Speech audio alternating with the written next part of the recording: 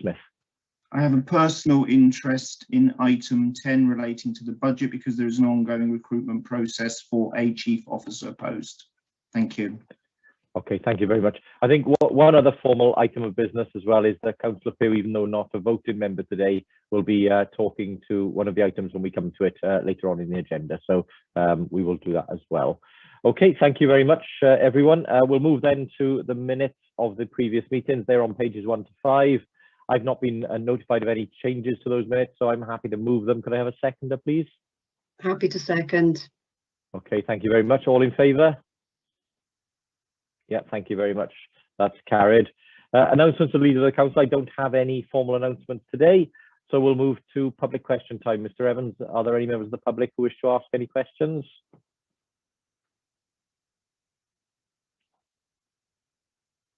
Sorry, Leader, I was on mute.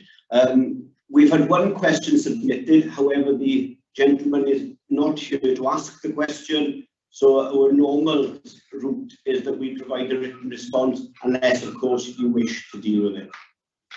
No, I intend to stay with our agreed rules, and therefore we will provide that full written answer to the gentleman. It'll be circulated to all members.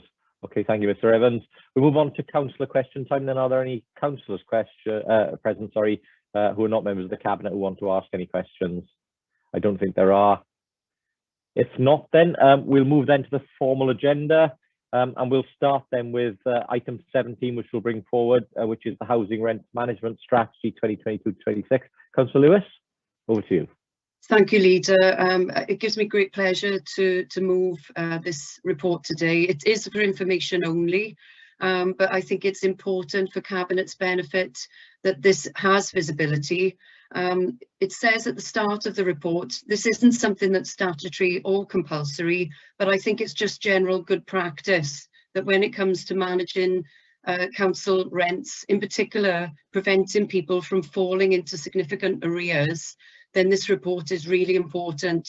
The strategy is included in the report, as well as the full action plan, but I wanted to pay tribute to the officers involved, particularly to Helen Andrews, who's put an extreme amount of work into this. You'll see the recommendations, the objectives are set at 3.1. I just wanted to point out they are in no particular priority order. All the objectives are equally important, but I'm particularly pleased with the early intervention and prevention strategy to prevent people falling into arrears and therefore potentially becoming evicted and homeless. So this report is really, really important. The suggestions as well of weekly drop-in rent surgeries to help support tenants. And that is not just for council tenants. That advice is extended to people across all tenures. So it could be people in private rented accommodation asking for support to prevent them to fall into any significant debt. And the other thing which I wanted to highlight is the initial engagement with first-time tenants. And that is so critically important. People that might not have had to budget and haven't had that experience will get support at the start of their tenancy to make sure that they start as they mean to go on. I won't delay it any longer. I'm really pleased with this strategy, and it's absolutely the right way for us as a council to go forward. We want to continue to support our tenants, particularly at this time when we know people are being really squeezed with the increase in the cost of living. It's so important that we help them to keep a roof over their head. So very pleased with the strategy, Leader, and I'm grateful to Cabinet to be allowed to bring this here today just for information. Thank you, Councillor Lewis, and as you say, absolutely right, that this it's very timely, this report is coming, and the action that we're taking. And can I commend you on the motion which you've also submitted to Council for next week, which picks up the very real issues that residents across Swansea and across the UK are facing in terms of that cost of living crisis, driven by the energy crisis, driven by the fact that there has been no action from the UK government to this point to help residents and families deal with those significantly increased energy costs.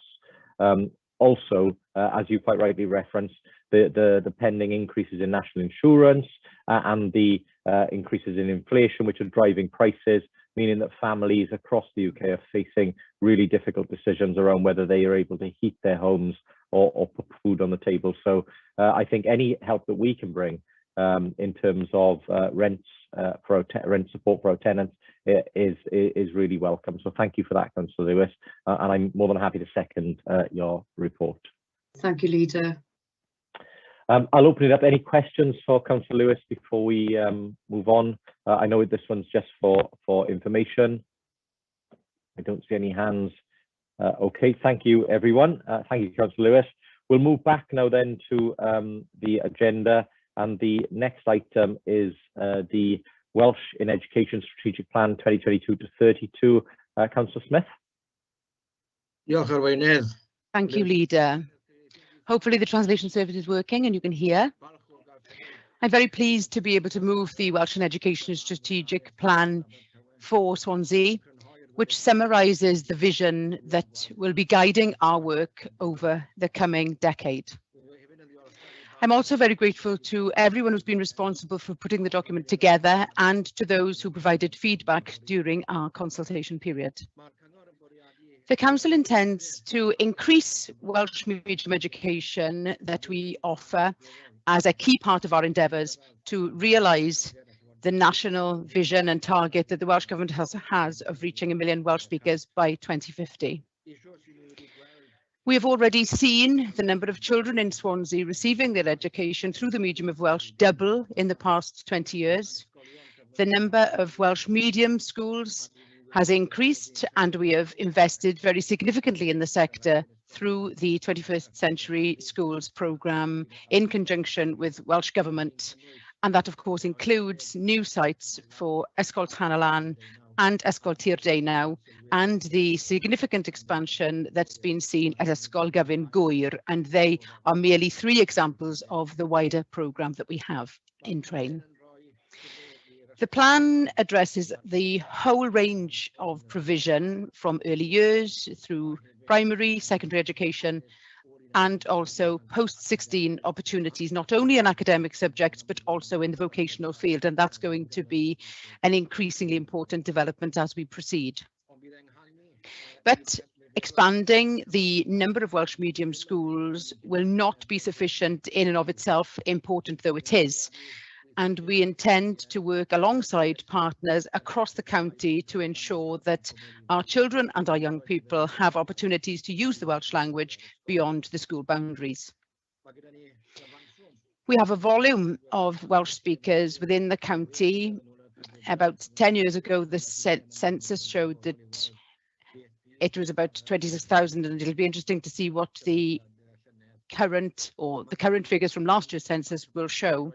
And so that volume of numbers provide us with opportunities. We have 2 universities that attract students from all parts of Wales and of course all parts of the world, but we have students here from Wales as well, and we have a very rich cultural tradition, and it's really important that we maximise and make the most of that as we extend opportunities for our children and young people. So in addition to all of this, we intend to increase the opportunities for children and young people who do not pursue their education through the medium of Welsh to learn the language, working on the vital principle that the Welsh language is available to everybody here in Wales. Leader, this is a very comprehensive plan, and I'm very pleased to have this opportunity to propose it and move it this morning to Cabinet. Thank you. Many thanks, Councillor Smith, and thank you for that comprehensive overview of the plan. And as you said, I think no council has done more than we have to improve the opportunities for people to learn in the medium of Welsh and to provide the very best facilities for children to learn in the medium of Welsh. The rollout of our schools building programme, schools improvement programme, as well as the investment we've been putting into education as our #1 priority is unmatched in terms of council delivery and investment. So thank you again for that, and I think the plan is a really good one. So I know you moved that formally, and I'm very happy to second that report. I will give the opportunity for members to come in and ask questions or comment on the report if they wish. If not, can I ask Mr. Evans to take the vote, please? Thank you, Leader.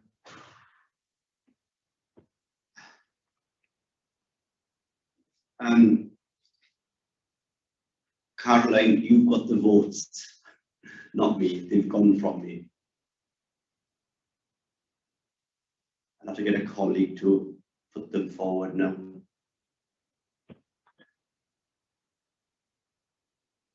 If not, not a problem. We can all vote. I guess the old-fashioned way of putting our real hands up. So I'm gonna say I've now got it to the control back. So apologies. Okay, thank you, Mr. Evans. Not a problem. Sorry, it's now launched. There you go. Thank you very much.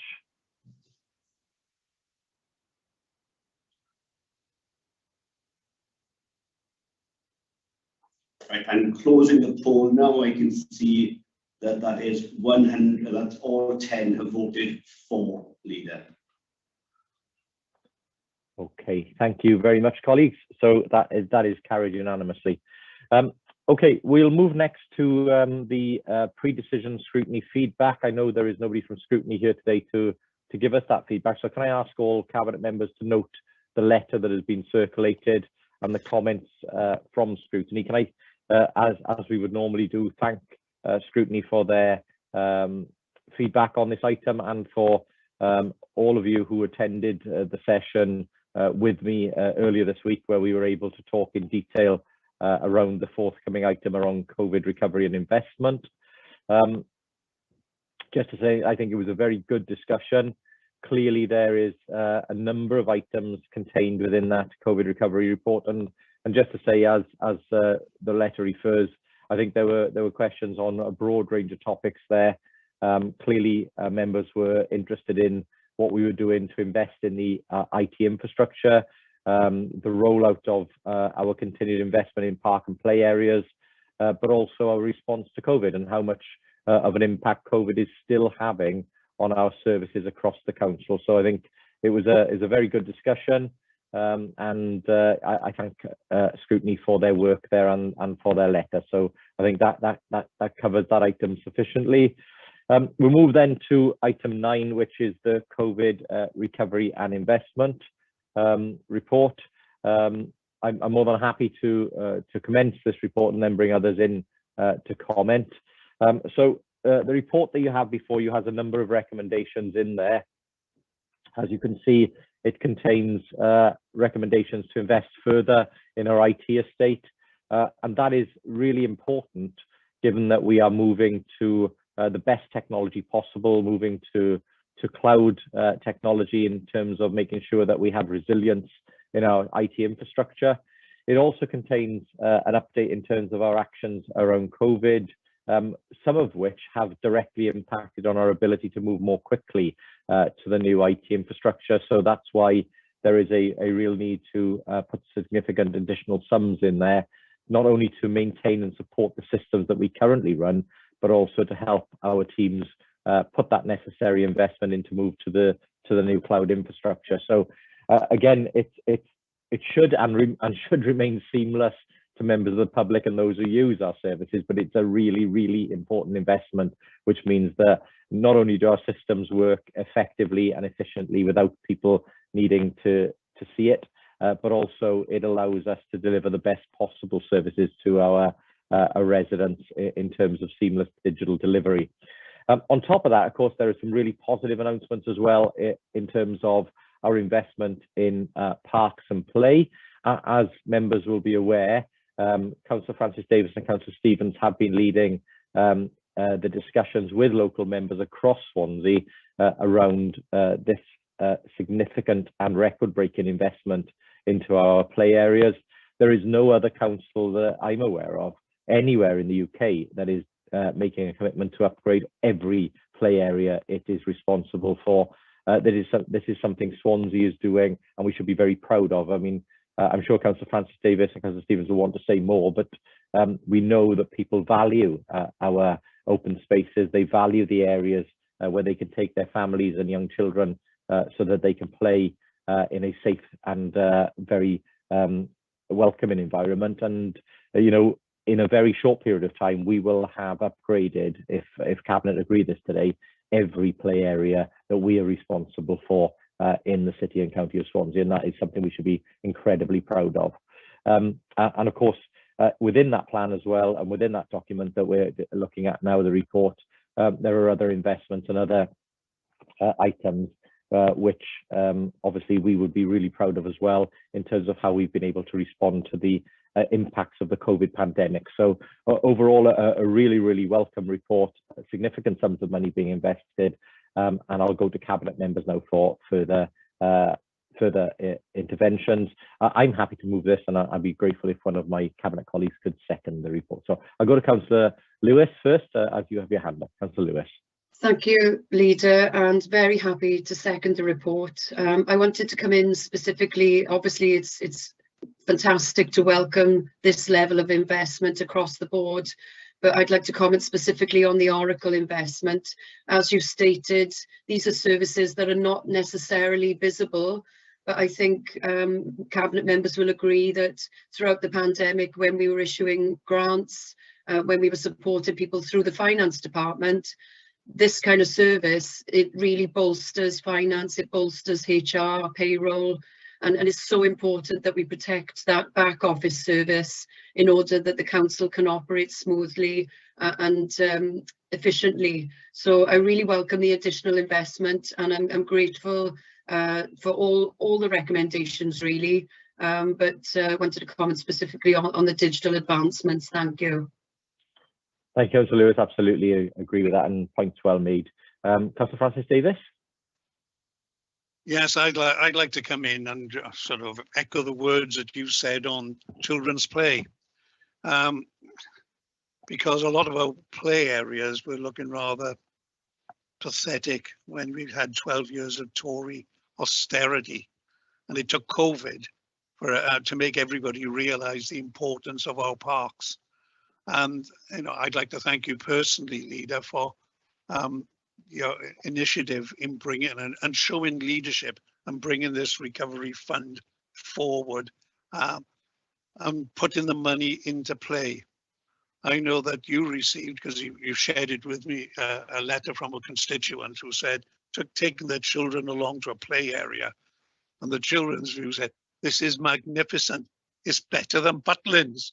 Now, for children to react like that makes me feel proud. I know it makes you feel proud and Cabinet proud that we are now having play areas in all areas of the city and county of Swansea that give the children's right. We're a UNESCO city and the rights of the child, and those rights of the child is the right to play.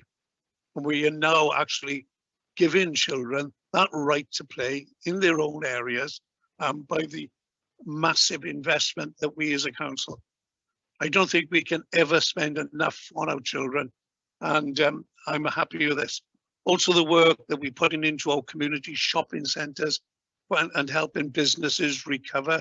They've had a bad time, and making our areas and our communities look that much better. So I'm really pleased with the amount of money that we as a council are putting into our communities through this recovery fund.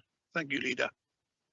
Yeah, thank you, Councillor Francis Davis. Absolutely right. I mean, that letter was heartwarming when we received it, and yeah, we sit here and we make decisions and we allocate money, and then our fantastic teams and our officers get on and deliver those facilities. But it's actually when the children then get to play in those places that you really see the impact that it makes, and I think you've captured that really well in what you said, Councillor Francis Davis, so thank you for that. Open it up if there's anybody else who wishes to comment on the report or any items in it. You're more than welcome to. If I don't see any hands, then I'm going to go to the vote. So thank you for that, colleagues. If we can go then to Mr. Evans, and if you can open the vote, please.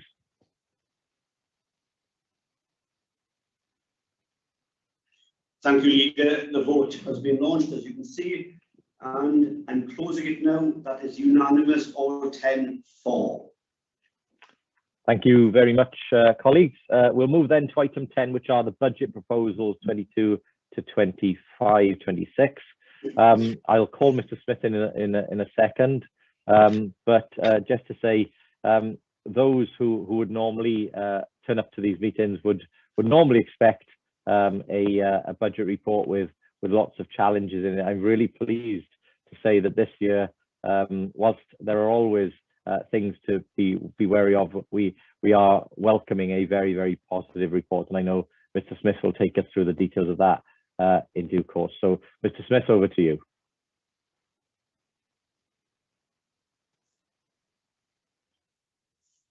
Thank you, Chair. Slightly slow unmuting, apologies for that. As you've indicated, I'm going to take you through as rapidly as I can on the report. And yes, it's certainly an interesting report in terms of budget context and very broadly positive, especially in the short term. You've already made reference today in Cabinet to a number of pressures that all households face going forward with inflationary pressures, and the Council is not exempt from that. So I will draw your attention to the pertinent matters. The budget report is in otherwise normal format in terms of the recommendations, which I'll come back to in due course. I draw your attention in particular to section 1.6. It's another late settlement year compounded by the comprehensive spending review and the ongoing effects of COVID.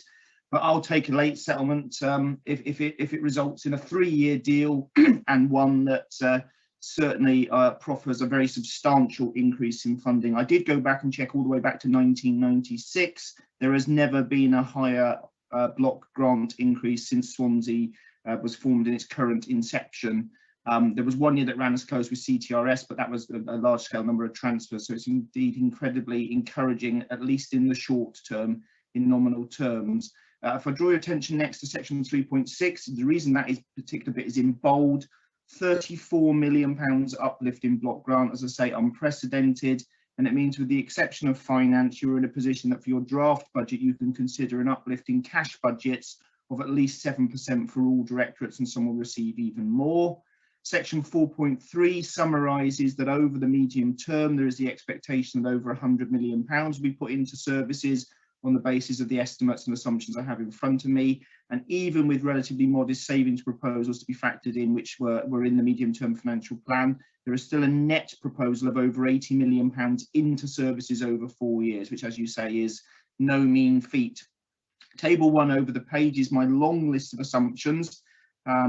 They're like in normal fashion, they're my best endeavours, given that a number of things remain incredibly uncertain. I don't know next year's local government pay award because the current year's local government pay award has not been concluded, and part of that protracted negotiation is precisely because of the references you've made to cost of living pressures and inflation at 5.4%. You'll see a number of other items in there. There are the national insurance increases for us as an employer.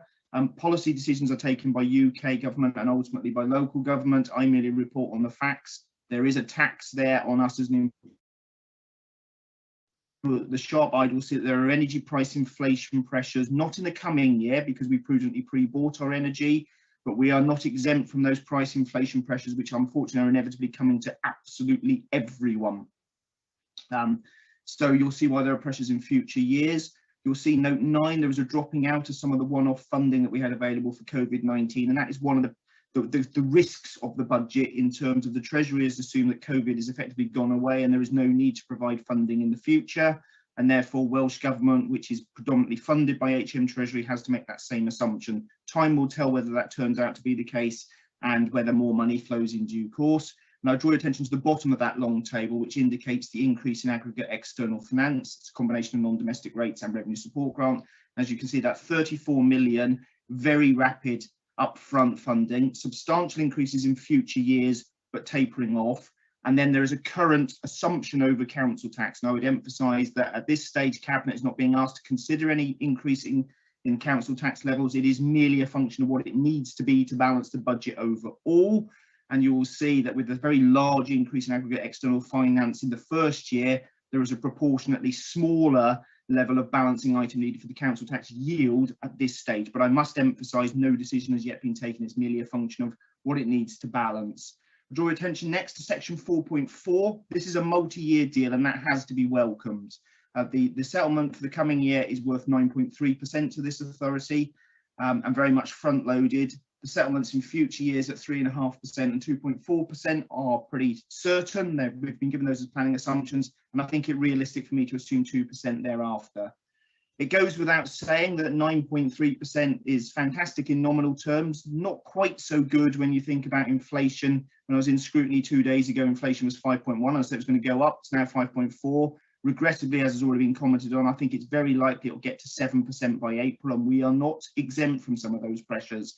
And I think the other problem is it will stick around for quite a period of time, as the Bank of England governor has reflected today. So there is a tale around what is nominal increases versus real increases, but I'll take substantial increases in cash money any day of the week and in any year. Section 4.8 in normal fashion sets out my scenarios around ranges of future increases in block grant. Not so uncertain as in previous years, because we know with certainty the next 2 years, and the most likely one is that 3% possible scenario, the middle one, which indicates you're in a comfort zone to some extent, albeit those real terms pressures because of the scale of inflation will be difficult for you, as they will for everyone else. Section 4.10 indicates the overall capital programme, and 4.11 does draw your attention to a current problem that the capital block grant for next year is cut, but it is then reinstated in future years. At this stage, I can only deal with what I know, which is the block allocation we've been given. I do expect there to be further capital allocations announced in due course, and there will be the opportunity for you in Cabinet and Council to consider those in February and March in due course. So that's why it sits there dangling at the moment. I draw your attention to 4.15. You'll be well aware from reports I've taken to Council that I have fully externalised the whole £200 million worth of borrowing, which gives you absolute certainty over your borrowing costs, not only for next year's budget and for the lifetime of the MTFP, but for the next 50 years, which is jolly useful to have certainty on. And as I've commented in previous meetings, I think the worm has turned and the only way for interest rates is up. So I'm glad we've got the whole lot off the books and borrowed from the Public Works Loan Board. Moving swiftly on to section 5.4, it summarises the service investment, and it's very clear that the bulk of the block grant was predominantly around giving fundamental support to social services, education, and in particular schools, and then then the bulk of the rest of the decisions are the ones that you will take locally to recognise the connective glue on ICT and back office functions, given the previous report you've just considered, and the local choice items around place-based services, not least of which the play areas and play functions you've just referenced. Section 5.5 pulls it all together into an overall table, and you're talking about savings proposals of under 5 million. Contrast that with previous years where we've often had, well, last year I think it was 10, and in previous years it used to be about 20 million a year. So that does give you a flavour and references to the point you've already made, Leader, in your opening preamble. Section 5.8 shows it in a different slice of the onion. And again, the workforce proposals are particularly worth noting. Under £500,000 worth of total workforce proposals are incredibly modest and minor. I'll speak very briefly about that again in due course. Section 5.12 points out that the core funding offer for schools, because schools also get block specific grants, is worth 7.7% as proposed, which is again very substantial. And table 7 emphasises that there's a just under £12 million cash increase proposed for schools budgets. Moving on, table 8 over the page indicates that it comes to naught, as it has to, that I've overall got a set of proposals that I can recommend to you for consideration for balancing and starting the consultation process. Section 6 in normal format sets out my assessment of risks and uncertainties. Some of those uncertainties are less risky than before because we know them in terms of the settlement and we've locked in interest rates, but there are uncertainties around Brexit and the ongoing effect of COVID, and the uncertainties around the levels of inflation and the national pay awards, as I say, not only for future years, but current year.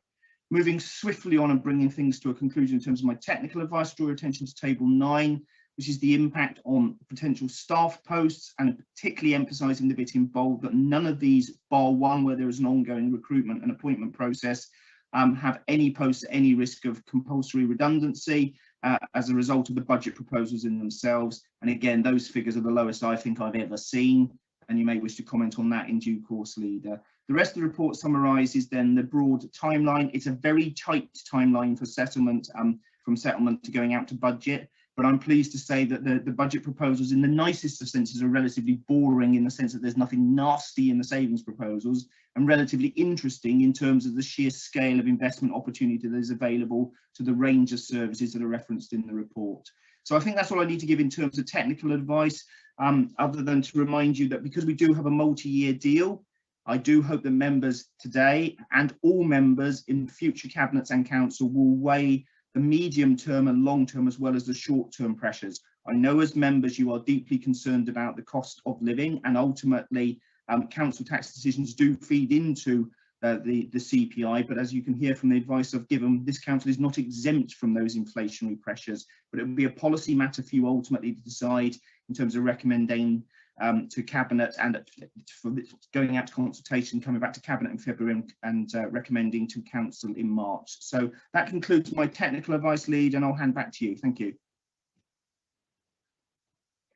Yeah, thank you very much, Mr. Smith. And can I, as usual, thank you and your team for all of the work that you've done in terms of pulling what is a significantly positive budget together. As you say, there are some external pressures that we need to be very mindful of, especially in the long term. And we will, of course, pay heed to those warnings and advice in terms of any decisions we inevitably will need to make before the 3rd of March. But I know that Cabinet are very grateful, as am I, for the work that's been done and the position that we currently have before us.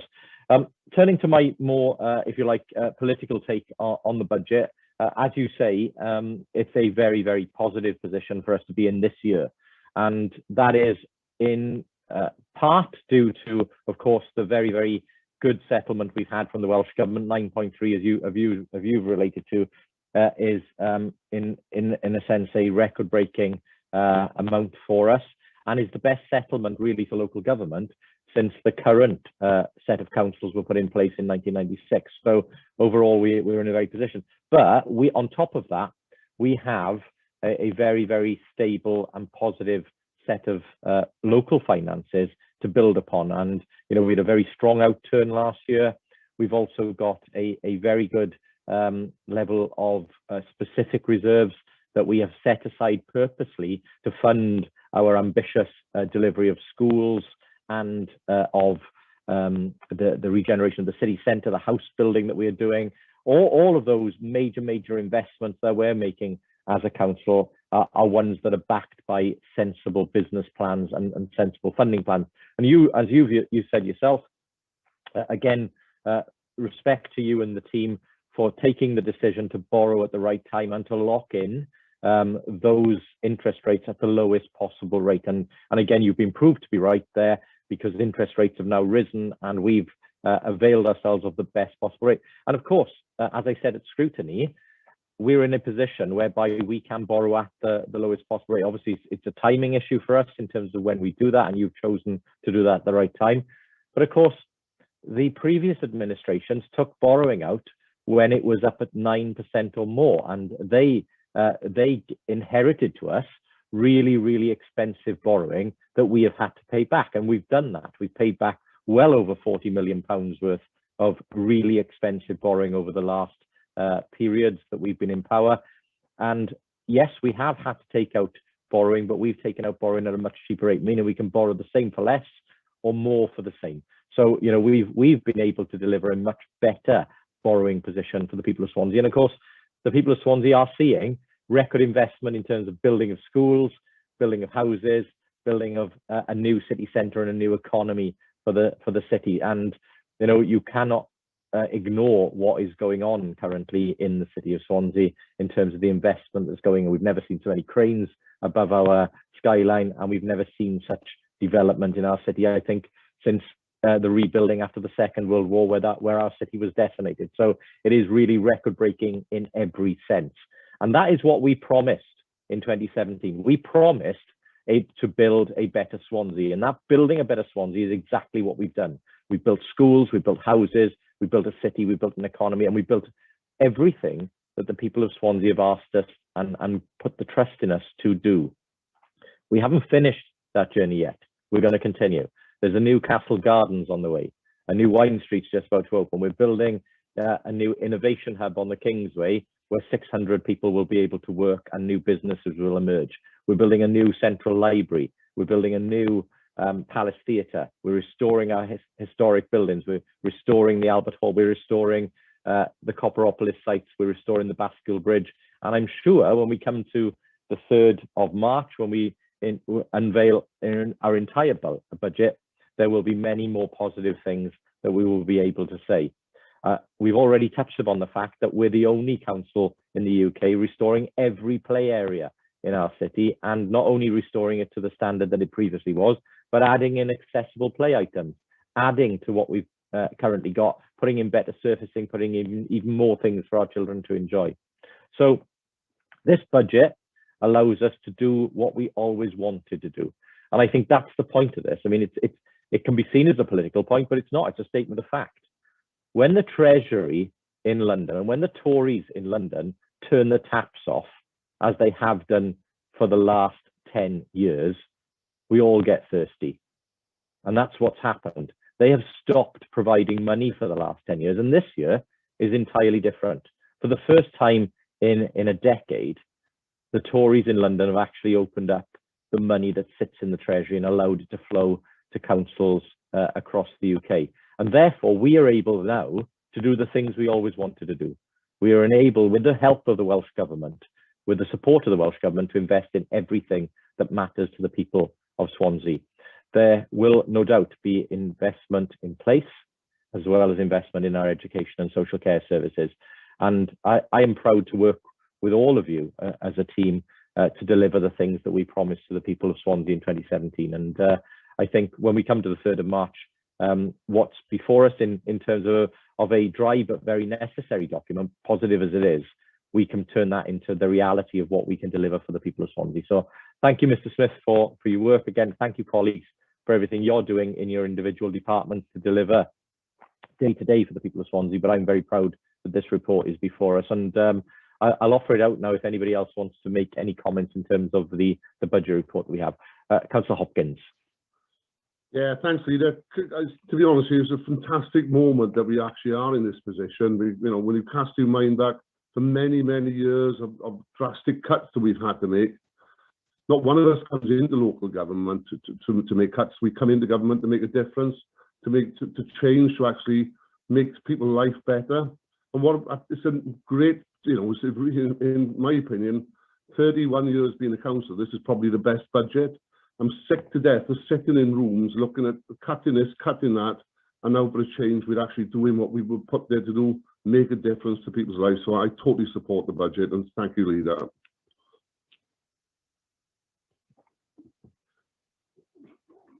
Thank you, Councillor Hopkins. Councillor Lewis next, please.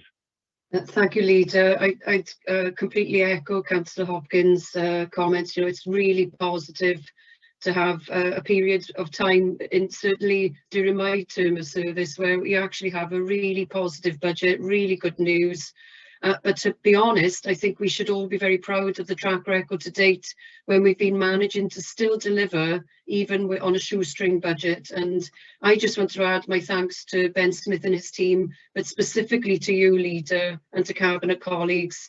I think what you're doing is an outstanding job. I know you work tirelessly. And it's a proud moment to be here today, seeing a budget like this today. And it's nice to have such a positive budget, such a refreshing change. But my thanks to you. Thank you, Councillor Lewis. Appreciated. Councillor Child. Thank you, Leader. I support everybody else's comment, and I just like to just a couple of things. I think we have had, and we like Councillor Hopkins said, sat through meetings of really, really difficult decisions for the past decade. But I think we have made those decisions well. We've run a prudent council, as Gordon Brown might have said, which has really aided us getting this position that we are in now. It is making those hard decisions intelligently through the past, and with sensible budgeting, sensible borrowing, has enabled us to get to where we are now. I just want to pick out one particular item in the budget. It's the real living wage.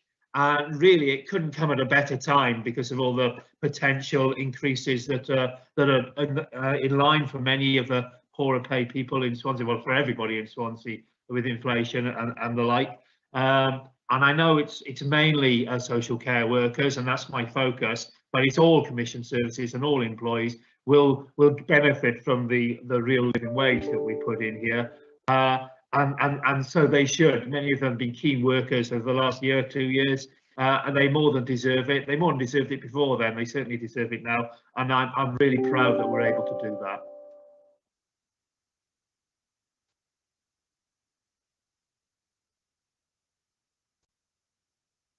Thank you, Councillor Child. Yes, absolutely agree. Apologies. I'm having problems with my feed at the moment. You were freezing there, but I got most of what you said, Councillor Child. Thank you very much for that. I think anything we can do in terms of supporting people in terms of the cost of living crisis is something that is clearly going to be forefront in our minds as we make the final decisions on the budget. Councillor Smith next, please. Yes, I just want to echo the positive comments in relation to the budget. We've seen an immense investment in capital investment both through the 21st Century Schools program and our own capital program across Swansea. And I think there's an impressive track record of delivery in terms of new schools and upgrading existing facilities. And I think given where we are at in terms of the pressures on the education system, we know that children and young people have suffered greatly as a result of COVID and the dislocation and the work that needs to be done to support them both socially, personally and educationally. And that I'm very glad to see that this council has been able to respond to that need with the present budget and to be able to support schools moving forward. So I'd echo all the positive comments about this budget, Leader. Thank you, Councillor Smith. Absolutely, and again, the delivery of our schools program again is something we should be incredibly proud of in terms of the record amount of investment that's going in there. And I think, look, as colleagues have reflected on, yes, we've been through really, really difficult times, brought about by the failed strategy of the Tory government in London. I mean, let's be clear, austerity failed. It did not achieve the aims that Mr. Cameron and others set out when they came to office. And let's not be let's not forget that the Lib Dems were the partners in that initial Tory government who invented the austerity programme and then imposed it upon every council across the UK. And, whilst people will have no doubt been really hurt by the scenes that they've seen this Tory government in the way that they've been acting, while all of the rest of us have been following the rules, all the rest of us have been not seeing our loved ones, all the rest of us have not been going to funerals because the numbers were limited, they've been partying and enjoying themselves in Downing Street. And it is, it's not just a throwaway line. It does appear to be, one rule for them and another rule for everybody else. And not all politicians are the same. That's the reality, and not all parties are the same. And clearly, we have a government in London at the moment and a Tory party who just do not care. In every stage, in every prime minister that we've had, and we've had 3 failed Tory prime ministers over the last 10 years, they simply do not care about the public. That's the only conclusion any sane person can come to, because they would not knowingly do the things that they've done and cause the pain that they've caused for all of us and for this country. So I'm very proud that we've been able to protect the people of Swansea from the failings of the UK government, or the failings of the Tory party, and the pain that they've inflicted upon the country, and done our best to make sure that we continue to invest, continue to do the best for the people who vote for us and for the people who rely on us to stand up and deliver for them day in, day out. And I'm very proud of our teams in every area of this council. And again, I would say, I think Councillor Hawley said to me a few months ago in council, I'm a very lucky leader. And I was, it wasn't a flippant comment, and I repeated it at scrutiny earlier this week. There is no luck to this. It's about doing the job that we're set there to do. And actually, it isn't a lucky situation when you have to deal with a Brexit deal arranged by a Tory government again, which is a very bad deal for this country. It's not about whether you wanted Brexit or not, but nobody got the Brexit that they were expecting, and it's a very bad deal that we're now having to deal with. And of course, COVID has been something that no other administrations have had to deal with, no other governments have had to deal with. It's a once in 100-year event, and I'm very proud of what we've done as a council and what everybody's done, all of our key workers, all of our staff, and all of our volunteers, making sure that we looked after people during COVID. So I think when you take all of those things together, to be in this budget position and to be able to put forward a set of proposals like we are able to do today, we should be very proud of. So again, thank you. I think all of that is needed saying, because sometimes all of that gets forgotten, and I think we need to remind people often how difficult the circumstances are to deliver the things that people want. need. Okay, thank you, colleagues, for your comments. Mr. Evans, we'll now go to the vote, please. I just wait for a second, Leader. Can I formally second? Thank you. Thank you, Mr. Davis. Okay, let me just. The poll has been launched. And I'm closing it now. That is unanimous for, Leader. Thank you very much, colleagues. We move now to the next report, which is the South West Wales Regional Economic Delivery Plan. A really, really important report. In terms of the recommendation, there's one recommendation there, as you can see on page 150. But if I draw your attention to section 1.3, which outlines really what the report will do. I think, you know, for context on this, we have a very strong record of working together regionally with our partners in Neath Talbot, in Carmarthenshire and in Pembrokeshire. And again, you know, that was a really strong basis on which we could build all of the evidence that we needed to put the case forward to secure the Swansea Bay City deal, that £1.3 billion deal that is now fully approved and is in delivery. And again, we're the only region in Wales to have allocated all of its city deal money and allocated and got the projects live in order to deliver that transformational programme of works. This report builds a new and sets a new strategy for the next period. It has the full support of all of the councils involved. Obviously, each council will make its individual determinations through their cabinets, but we've worked collaboratively together to bring this report. And again, I'm happy to move this today. It gives a good basis going forward as we move to the era of the corporate joint committees, and you'll know that we formalised the corporate joint committee arrangements in recent days.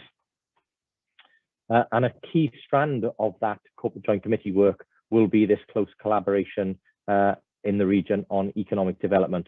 We've got a really, really positive story in Swansea, but we want to maintain that story going forward, but also then make sure that the region becomes a hotbed for investment, regeneration, jobs, and a very strong regional economy. So very happy to move the report today.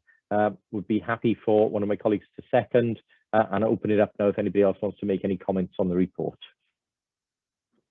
Thanks, Leader. More than happy to second. Thank you very much, Councillor Hopkins. If there are no further comments, then I'll go to Mr. Evans, please, for the vote. Leader, the vote has been launched.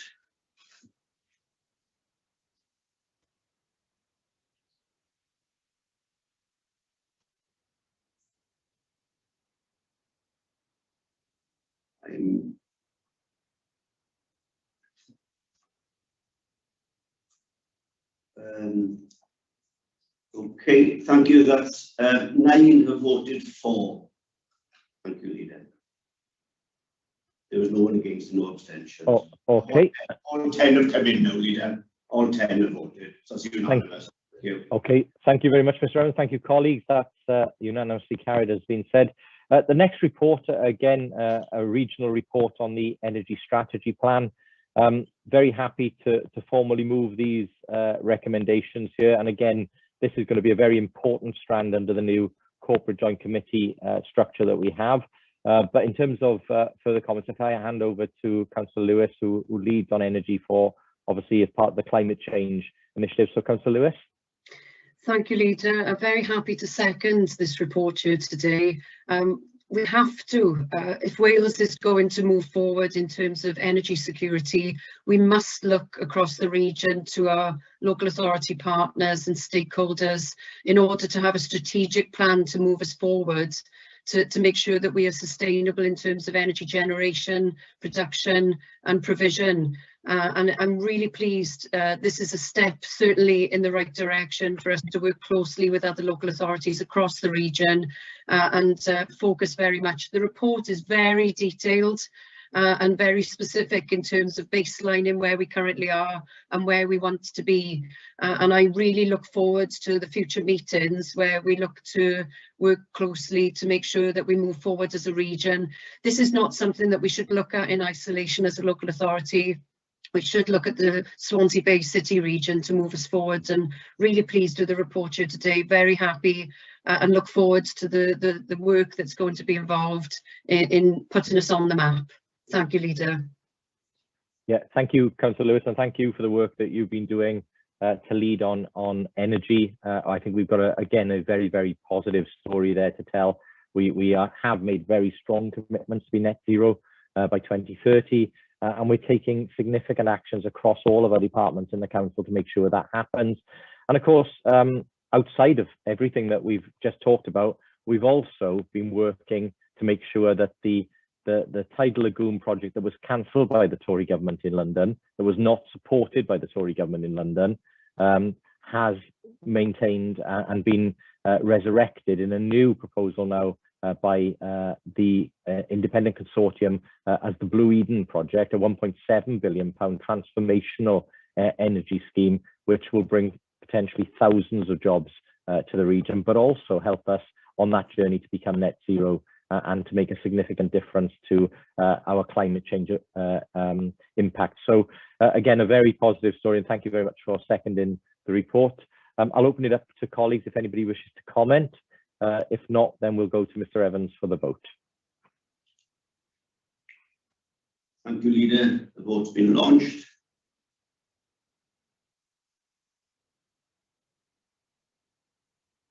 And that is unanimous of 10-4.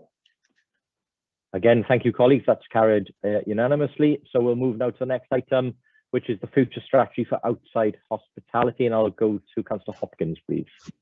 Yeah, thanks, Leader. We've got many items on our agenda talking about the COVID recovery, talking about working regionally, but to small businesses has probably never been a more important policy going forward. The pandemic itself gave us many challenges, but to local businesses, local cafes, they obviously were really in a hell of a dilemma. We quickly recognised the need to do something to support them. And out of that has come this policy where we can get some stability for them. Although this document is very much in my name. We've done a lot of work with Councillor Robert Francis Davis, Councillor Mark Thomas, and our highways colleagues and culture. This is very much a can-do council approach. So from me, it's a great opportunity to give them some stability, and actually hopefully we can continue the outside hospitality. One thing I think is brought to us is, as Europeans say, we're actually seeing more and more people sitting outside, enjoying the outdoors, and even making the most of it in the rain. We could use umbrellas, they've got heaters, and I think it's brought a real great opportunity for the street scene. So there's 3 recommendations in front of us today, but I think it's a great opportunity to support local businesses. And this is one of our track records where we responded with giving outdoor grants to enable people to make the most of it and help them through the pandemic. So, look, I'm more than happy to move the 3 recommendations, Leader. Thank you, Councillor Hopkins. I really appreciate that, and thank you for the work that you've done in terms of leading this work. I'll go to other councillors now for comments. So, Councillor Thomas first, please. Yes, if I may, Chair, more than happy to second the report supporting Councillor Hopkins. He's obviously covered the details of the report and the purpose of it, so I don't want to repeat that. But I think I want to bring particular attention to reminding members of the public who may be looking in that this is something we adopted right at the outset and the start of the pandemic, where businesses, as we all know, hospitality sector, to name but others, were badly affected. And we came together as a council, and in particular, you're looking at myself as a cabinet member with responsibility for highways, Councillor Hopkins with his responsibilities on licensing, and Councillor Robert Francis Davis with tourism. All those sectors were affected by this, and the joint working that we carried out, but more importantly, the staff and employees in those departments. It was a fantastic case of joint working, and again, not to sort of emphasize the fact, but it was joint working under very, very difficult situation in the midst of that pandemic. And although the business sectors that we were trying to help were badly affected, we were as well as an authority. So it would have been difficult, and it would have been a significant achievement under normal times. But for us to come together so quickly and speedily and introduce these, and we've got anecdotal evidence and sort of written evidence from some of these businesses about how vital and how valuable that support was as well. And as you mentioned earlier in the Cabinet report, Chair, about that heart-rending letter you had from a member of the public about the use of the playgrounds and the work we've done there, this was very similar as well. We've had personal thanks from many of the businesses who survived because of this action. Let's not, over exaggerate this. There are businesses that may not have been in business today as a result of this action. So that's something I'm certainly proud of. I'm sure, well, I know Cabinet colleagues are proud of, and we as an authority should be proud of. And as I said, can't overemphasize enough the importance of keeping those businesses, and equally importantly, those employees in work as well, and really, really proud of that achievement. Thank you, Chair.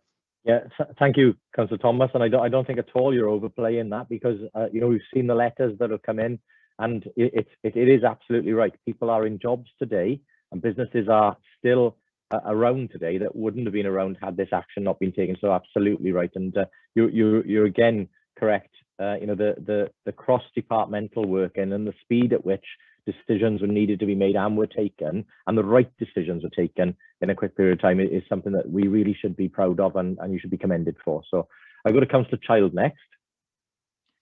Yeah, thank you. I mean, Councillor Thomas said a lot of what I wanted to say. I mean, I across Swansea, but in the particular area where I live, around the Mumbles area, I know businesses have personally said to me what a lifeline this has been.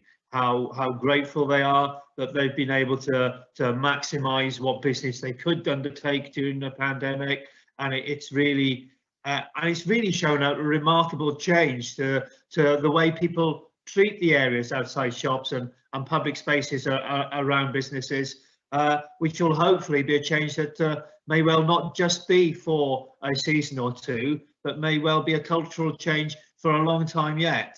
It certainly enlivened the debate about what the Mumbles foreshore should look like in future, positively in my book.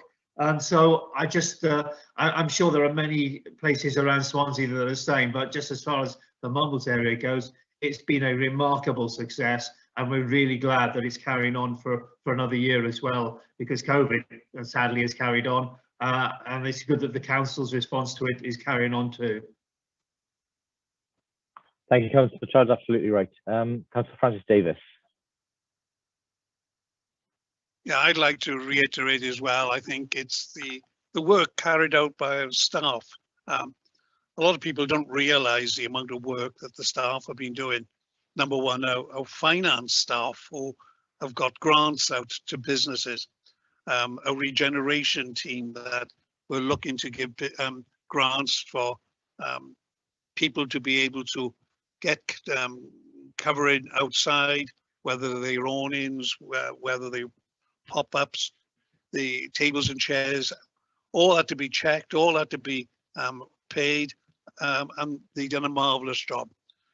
Our licensing department, who went above and beyond, small team, but having to make sure that everybody was licensed to be able to trade outside. Our public protection team, trading standards team, have all been there and helping. The legal department in making sure that everything has been done with good governance, because this is public money we have been spending. So I know I would like to personally thank all those, but this has been council working right across the board as an exemplar. I think that many councils could, to look at and say, well, and applaud what Swansea have done here. Businesses and the hospitality industry have had an exceptionally hard time throughout COVID. I know most businesses have, but the hospitality at very short notice quite often are being closed down. It's been a lifeline to be able to trade outside. Things like the pop-up big tent that was put into Singleton Park. Now, some people have been complaining about the grass hasn't recovered, but the grass will recover. You know, you lay it out, you put seed down, the grass will regrow. But it's maintaining those businesses are there for years to come and help them through that period. And people being able to go and sit outside with their families or friends during the COVID to be able to take advantage of having fresh air and sitting outside at a distance and being served safely. So I think this is a really good initiative, and congratulations to all those. I'm sure I might miss some out, but you know, a great example of council working together.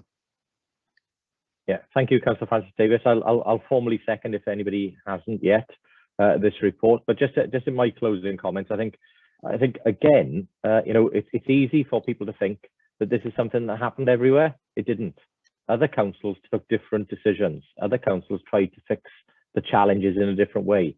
I think the decisions we made to work with businesses, to give them grants to expand into those outdoor spaces. Remember, many of the outdoor spaces that exist now were funded through grants that we made available as a council, so that they could create those safe spaces, the heaters, the awnings, the umbrellas, the barriers, all of those things that are needed to set up a safe outside space were funded with grants from the council. So, you know, we didn't just make the space available and make the space available for free. We actually gave grants to create those safe spaces as well, to make sure businesses who were facing really difficult times where they couldn't get the numbers of people to make them viable indoors safely, that they needed those spaces in order to operate and to sustain themselves through the really difficult COVID period.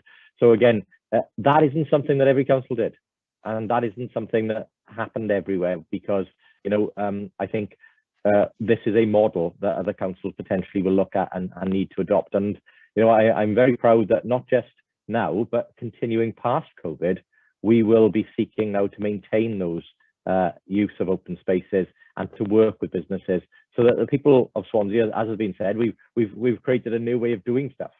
And you know, I think people enjoy sitting out with our wonderful coastline, our wonderful open spaces, and enjoying you know, eating and drinking in the open air. So yeah, very, very good work, and thanks to all of you for the efforts you've done. So Mr. Evans, if we can now launch the vote, please. Thank you, Leader. The vote has been launched.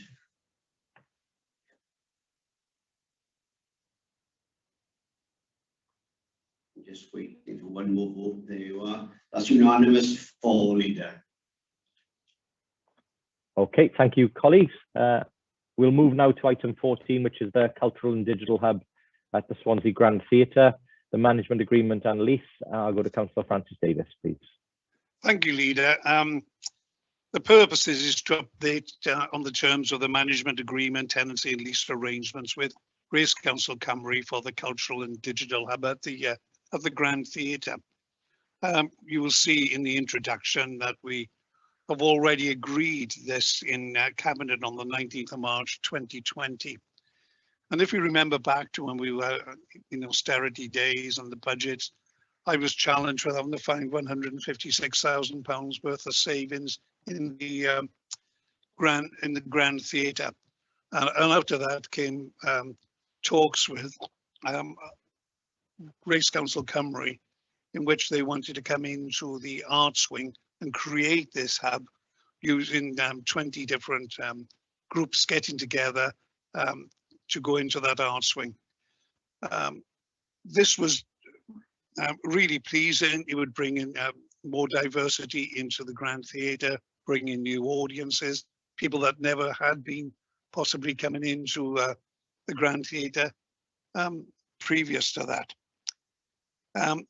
A management agreement had been put forward to the Race Council Cymru, which had been signed and agreed, and then it was left to the director of place to be able to agree with Jeff Bacon's team and our legal team to be able to draw up like the tenancy, I think tenancy of will, and also the agreements of how the governance would look at it. If you look at the current position in paragraph 2 there, on 2.4, which shows the method statement of RCC, It shows the governance structure on paragraph 2.6 as described. On 2.10, the obligation is set out in the agreement with the council's Wi-Fi policy and appended to the agreement. It's all very technical, which you would expect in a lease and also in a management agreement. So it's been brought here so that we can report back after that meeting that we had. You can see the financial implications in paragraph 5 and the legal implications in paragraph 6. A very concise report. I'd like to thank the work carried out by Tracy McNulty, Head of Culture, in bringing this report together, and also the Finance Officer, Amy Dyer, and our Legal Officer, Debbie Smith, and also the Access to Service Officer, Rian Miller. We're all working together, putting this report together to bring to you all today. So I would move the recommendations, 4 recommendations, as you can see on page 309. Thank you, Leader. Yeah, thank you, Councillor Francis Davis. And just, I'm more than happy to second the report, but just for clarity, again, I know we had a request whether we could defer this item on the basis that there were changes to the lease.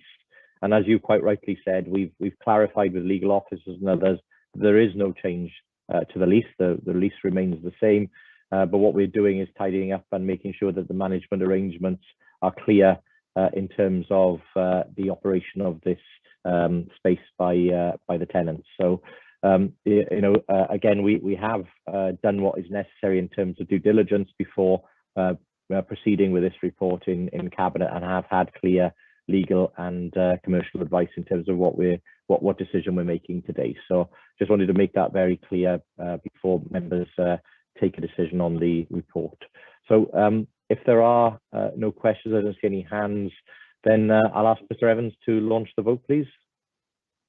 Thank you, Leader. The vote's been launched.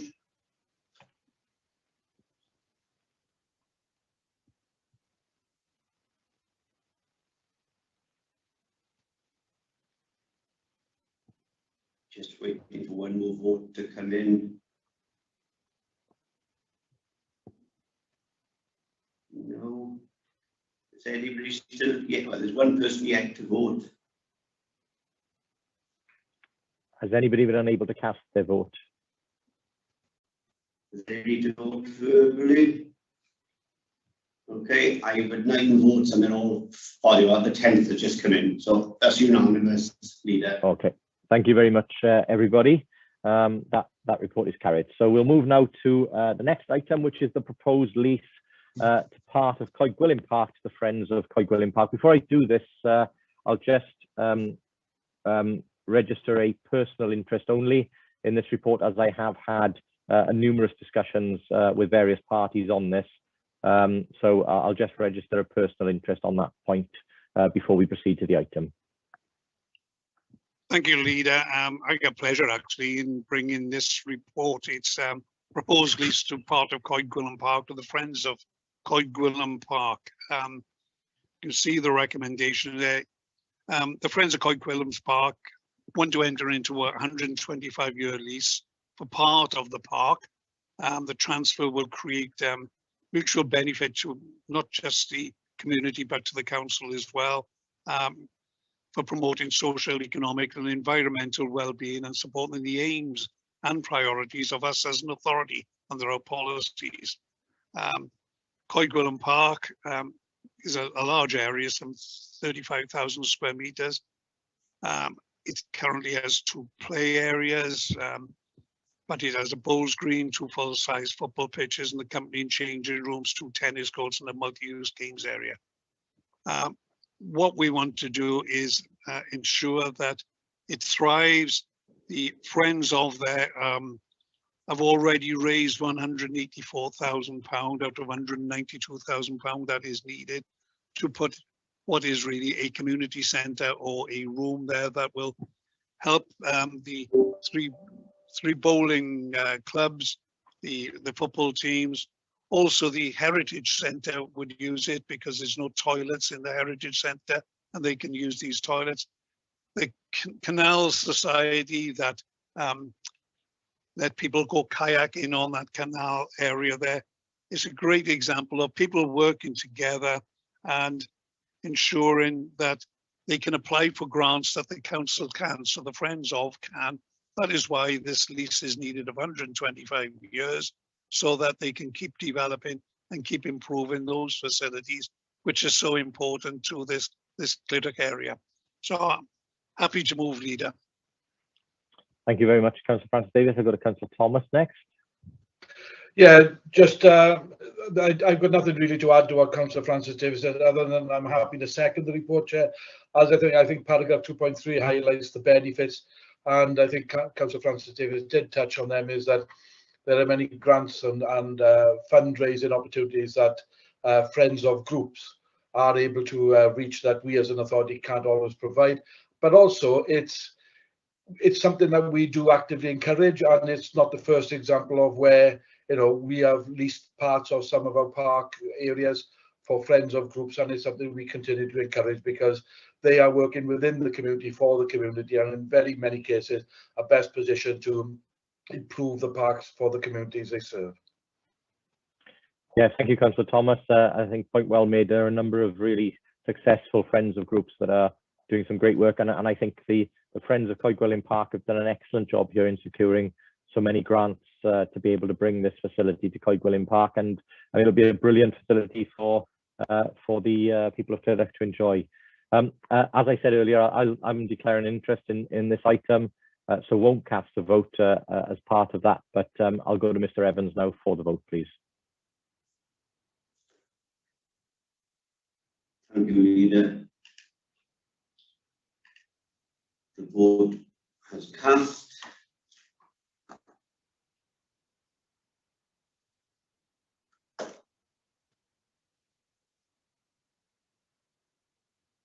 Just waiting for one more vote to make it to 9.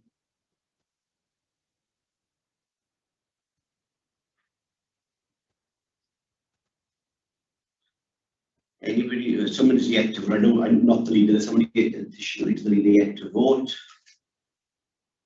They're unable to vote, and they're ready to vote verbally. Okay. Sorry, Hugh, I'm having some issues. It seems very slow going off my screen when I tried to submit them. I don't know what I voted. But okay. How are you voting, David? I vote for. Okay.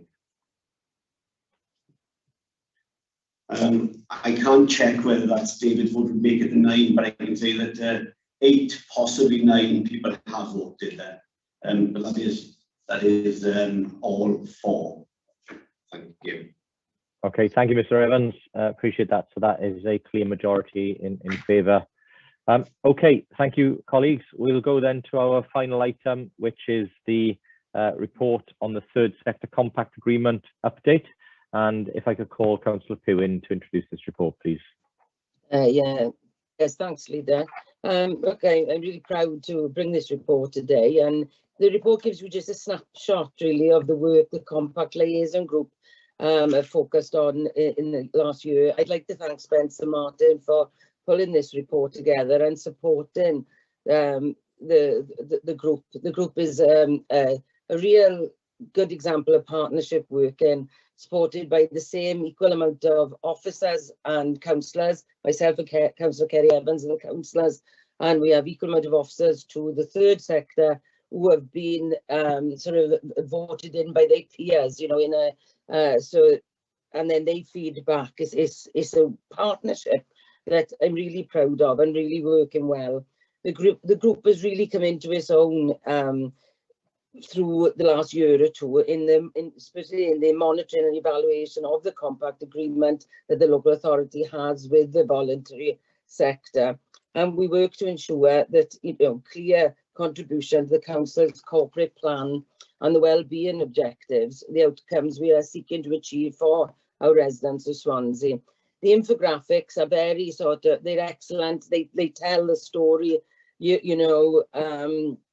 They give you a glimpse. You can see there's many grants. In fact, just under £2 million of grants have been given out to the third sector this year, covering everything from food poverty to respite for carers, men's sheds, veterans, rural development, you know, emotional support for our young people, summer of fun, domestic violence. The list goes on. There's been a huge amount of work involved between our officers and the third sector in supporting the most vulnerable people in Swansea. And you'll see in the appendixes a lovely example from a staff member, which speaks volumes. You can see by the infographics as well that the statistics, you know, the voluntary sector make up 10% of employment in Wales. And in Swansea alone, there's 2,103 voluntary and community organisations. That's huge. So together, we have a fantastic partnership, and I look forward to the next year to achieve even more. Councillor Louise Gibbard is the voting member today, so I ask Louise to put the recommendation forward. Thank you. Yeah, happy to formally move. Thank you. Thank you, Councillor Pugh, and thank you, Councillor Gibbard, for moving that. Councillor King. Yeah, thank you, Leader. It's a really great report to read, and I think it's, you know, as Councillor Pugh mentioned, it's particularly worth noting, I think, the work that goes on between officers and the third sector voluntary organisations, particularly in my own portfolio. I'm thinking of the Summer of Fun and the Winter of Wellbeing activities that it was a fairly short notice grant from Welsh Government, and I think the officers and third sector pulled together a fantastic schedule of activities that, you know, both the council and organisations were able to access that funding to put on some great events and activities for young people at that time, which I think was really needed after the pandemic. So I just want to also add that, you know, commendation to the officers and also to the third sector, to how they both work together and respond to that. I'm also happy to second the report, Leader.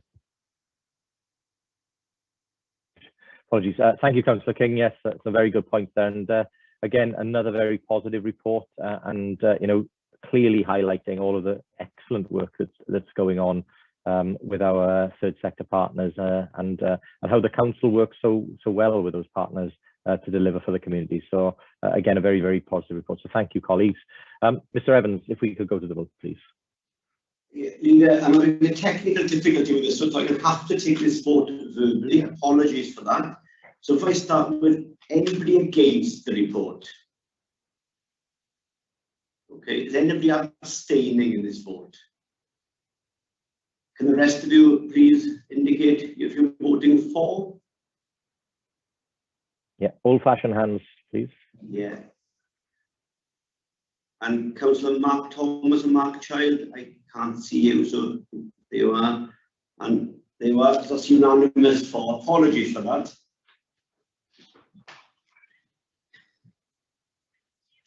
Sorry, just a second. Thank you, colleagues, for that. And that concludes our business for today. Can I thank you all for your attendance and declare the meeting closed. Thank you all very much. Thank you.